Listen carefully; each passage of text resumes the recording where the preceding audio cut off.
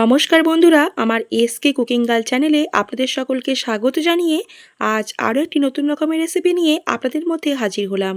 এখন তো আস্তে আস্তে ভালোই গরম পড়েছে, আর এই অতিরিক্ত গরমের সময় আমরা সকলেই কিন্তু সবজি খেতে খুব ভালোই পছন্দ করি। আর এই সময় প্রচুর পরিমাণে শাকসবজিও আমরা বাজার থেকে এবং জমি থেকে সংগ্রহ করতে পারি।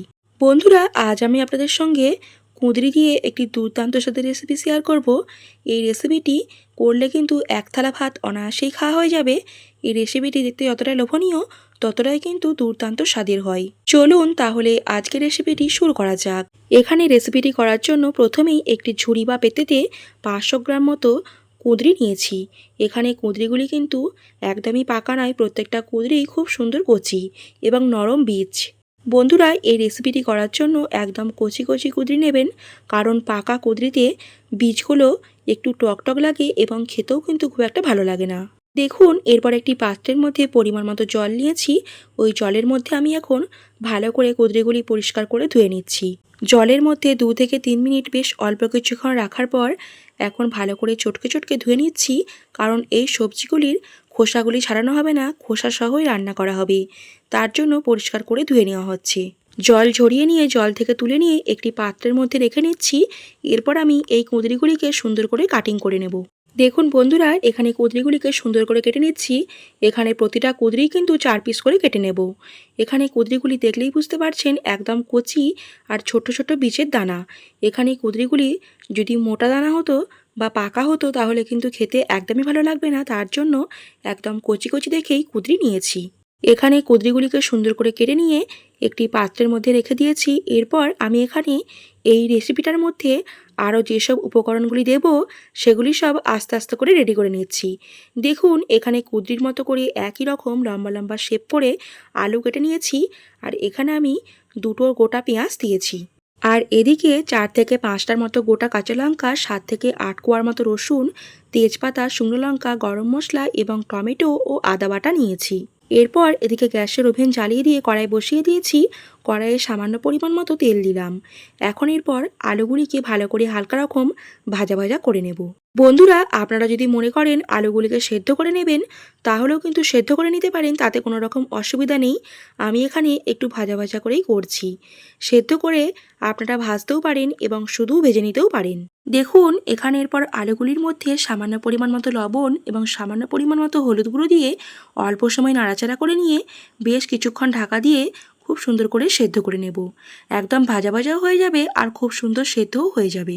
বন্ধুরা, আপনারা কিন্তু অনেকেই কুঁদরি খেতে একদম পছন্দ করেন না, আর অনেকেই আছে কুঁদরি খেতে পছন্দও করে।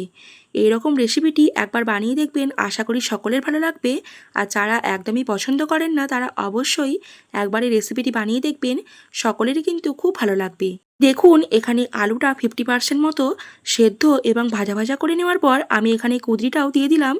এরপর বেশ কিছুক্ষণ নাড়াচাড়া করে নিয়ে এটাকেও আমি একসঙ্গেই ভালো করে সেদ্ধ এবং ভাজা ভাজা করে নেব। একসঙ্গে হালকা করে ভাজা ভাজা এবং সেদ্ধ করে নিলে দুটো কিন্তু একসঙ্গে হয়ে যাবে, তার জন্যই আমি এখানে কুঁদরিটা আলুর সঙ্গে দিয়ে দিলাম। এরপর সামান্য পরিমাণ মতো লবণ এবং সামান্য পরিমাণ মতো হলুদ গুঁড়ো দিয়ে অল্প সময় নাড়াচাড়া করে নিয়ে আবারও বেশ কিছুক্ষণ ঢাকা দিয়ে ভালো করে ভাজা ভাজা করে সেদ্ধ করে নেব। এখানে মনে করলে আলু এবং কুঁদরি হালকা করে সেদ্ধ করে নিয়ে ভাজা ভাজা করলেও কিন্তু হয়ে যেত, কিন্তু আমি এখানে একদম ভাজা ভাজা করে নেব আর সেদ্ধ দুটো একসঙ্গেই করে নিচ্ছি।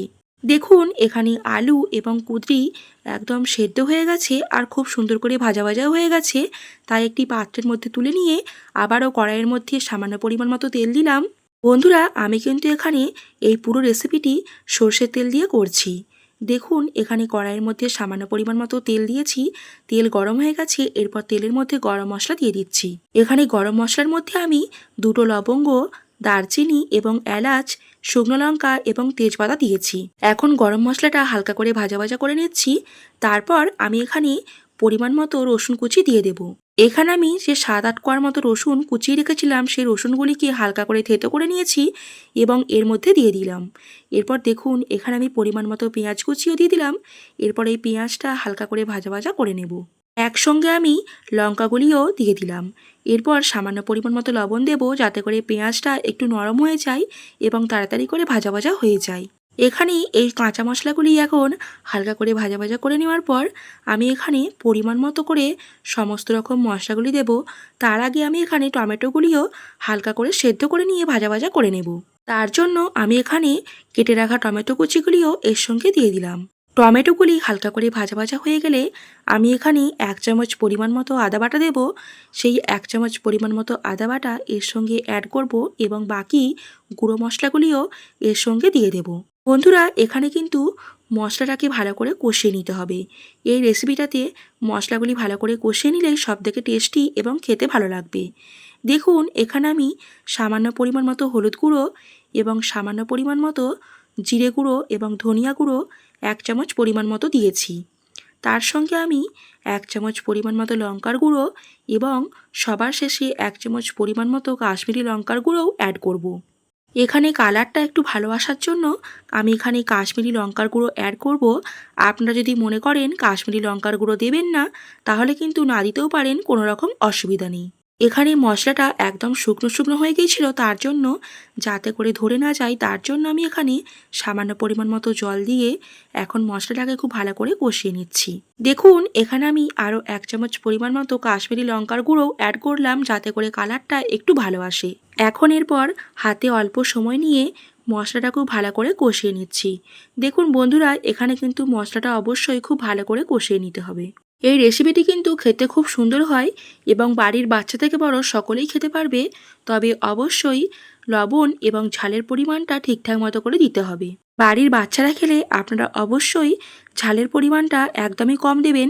বন্ধুরা, আমি কিন্তু এই কুঁদরির আরও একটি অন্যরকম রেসিপি আপনাদের সঙ্গে এর আগেও শেয়ার করেছি। আপনারা কিন্তু সেটাতে খুব ভালোবাসা দিয়েছেন। আপনারা অবশ্যই আজকের এই রেসিপিটিও বাড়িতে একবার হলেও ট্রাই করবেন। আশা করি আজকের রেসিপিটিও খুব ভালো লাগবে এবং আপনারা সকলেই আজকের রেসিপিটিতেও ভালোবাসা দেবেন। দেখুন, অল্প কিছুক্ষণ সময় নিয়ে মশলাটা খুব ভালো করে কষিয়ে নিয়েছি। এরপর আমি এখানে ভেজে রাখা কুঁদরি এবং আলু সমস্ত রকম একসঙ্গে দিয়ে দিলাম। তারপর মশলার সঙ্গে এই সবজিগুলিকে এখন ভালো করে কষিয়ে নিচ্ছি। একদমই অল্প তেল ঝাল মশলার মধ্যে আজকের রেসিপিটি আপনাদের সঙ্গে বানিয়ে শেয়ার করলাম। তবে বন্ধুরা, আজকের রেসিপিটি ভালো লাগলে অবশ্যই কিন্তু লাইক করে দেবেন এবং একটি কমেন্ট করবেন। আর ভালো লাগলে আমার চ্যানেলটিকে সাবস্ক্রাইব করে আমার পাশে থাকবেন। এখানে পরিমাণ মতো বুঝে নিয়ে আমি এখানে সামান্য পরিমাণ মতো লবণ দিলাম।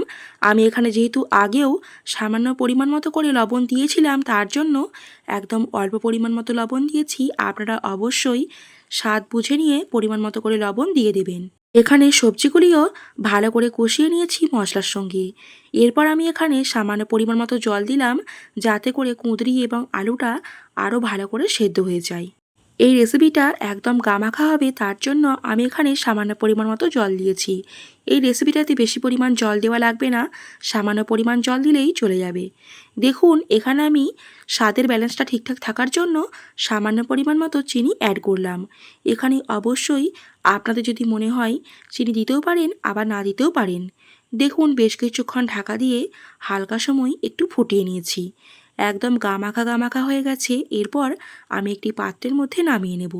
যদি আপনাদের বাড়িতে আপনাদের হাতের কাছে ধনিয়া পাতা থাকে, তাহলে অবশ্যই ওপর থেকে একটু ধনিয়া পাতা কুচি ছড়িয়ে দিতে পারেন।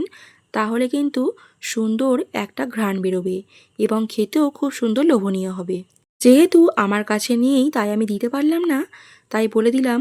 আর অবশ্যই আমি এখানে একটি পাত্রের মধ্যে সুন্দর করে পরিবেশন করার জন্য তুলে নিয়েছি। আর আমি এখানে তেলের মধ্যে গরম মশলা দিয়েছিলাম, তার জন্য আলাদা করে আর গরম মশলা দিলাম না। এরকমভাবে এই রেসিপিটা একবার করে দেখবেন, আশা করি ভালো লাগবে। এক থালা ভাত কিন্তু অনায়াসেই খাওয়া হয়ে যাবে। এত সুন্দর লোভনীয় আর টেস্টি রেসিপি, সত্যি বলতে খুব সুন্দর টেস্টি হয়েছিল। বন্ধুরা, আপনারা সকলে তাহলে আজকের রেসিপিটি একবার অবশ্যই বাড়িতে ট্রাই করবেন। আশা করি ভালো লাগবে এবং ভালো লাগলে আমার চ্যানেলটিকে সাবস্ক্রাইব করে আমার পাশে থাকবেন এবং অবশ্যই নিত্য নতুন রেসিপিগুলি দেখার জন্য আমার চ্যানেলটিকে সাবস্ক্রাইব করে পাশে থাকবেন এবং একটি লাইক করে দেবেন। বন্ধুরা, আপনারা সকলে ভালো থাকবেন, সুস্থ থাকবেন। আবার দেখা হচ্ছে পরের দিন নতুন কোনো একটা রেসিপি নিয়ে। বন্ধুরা, বেশ কিছুদিন ব্যস্ততার কারণে আপনাদের সঙ্গে ভিডিও শেয়ার করতে পারিনি।